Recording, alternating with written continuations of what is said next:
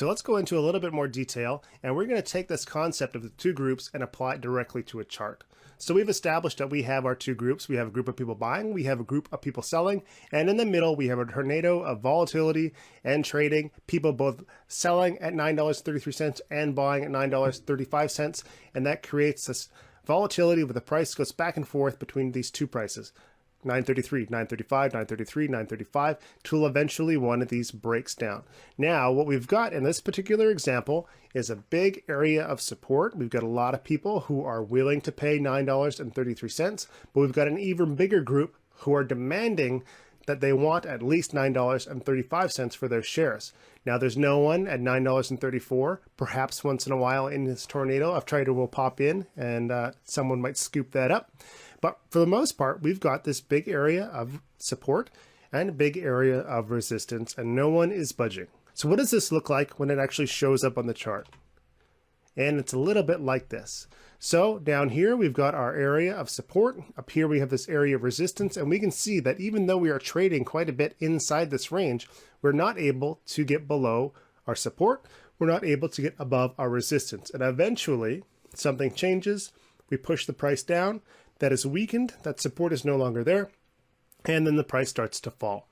So going back to our two crowds, $9.33, $9.35, if we visualize this on our chart, we can see how this crowd of $9.35 manages to keep the price down.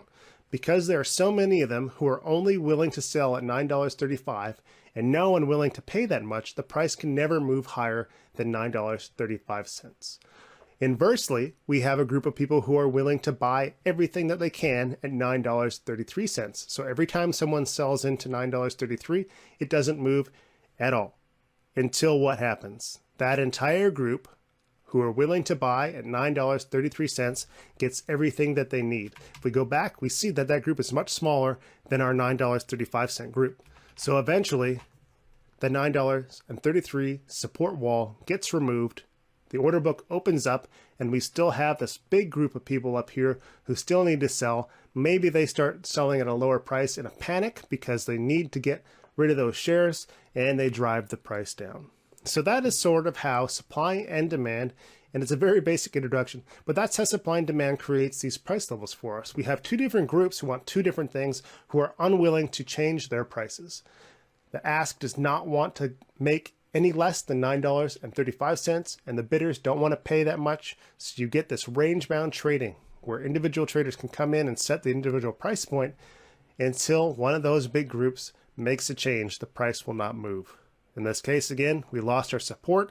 That group walked away, and all of these guys up at $9.35 start to panic a little bit, and they might lower their price to $9.30. It's trying to get ahead of each other and drive the price down, in this case all the way to $9.